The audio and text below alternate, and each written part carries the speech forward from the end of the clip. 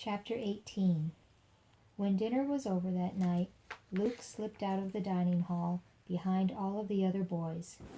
Instead of going into the evening lecture room like everyone else, he ducked down a dark hall.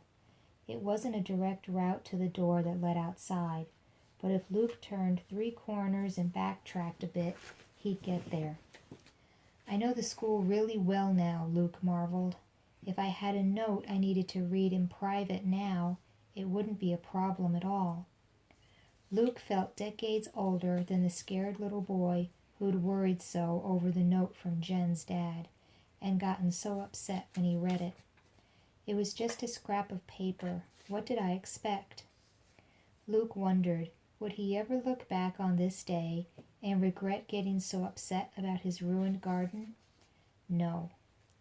Luke had told himself it didn't matter if he ran into hall monitors. He could just start asking them questions. "Why did you destroy my garden?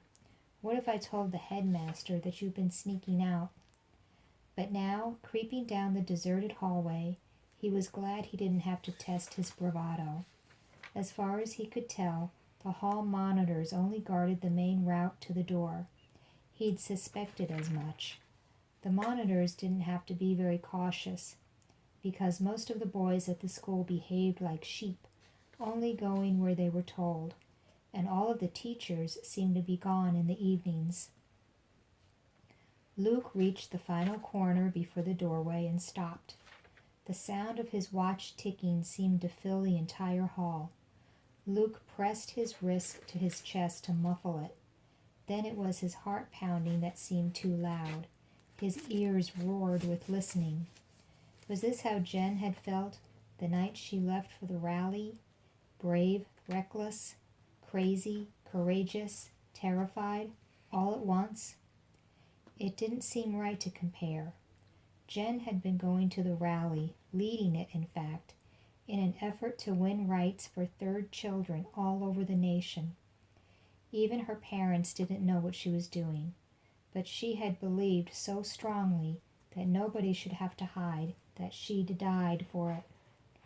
Luke was mad about a garden. Thinking that way, Luke felt foolish. He wondered if he should turn around. But just because Jen's cause had been enormous, that didn't mean Luke's was unimportant. Like Jen, Luke wanted to right a wrong. Just then he heard the sounds he'd been waiting for. Someone whispering, a muffled laugh, then click of the door latching. Luke waited a full 5 minutes. It was too dark to see his watch, so he counted off the ticks. Then he tiptoed out of the shadows and followed the others out the door.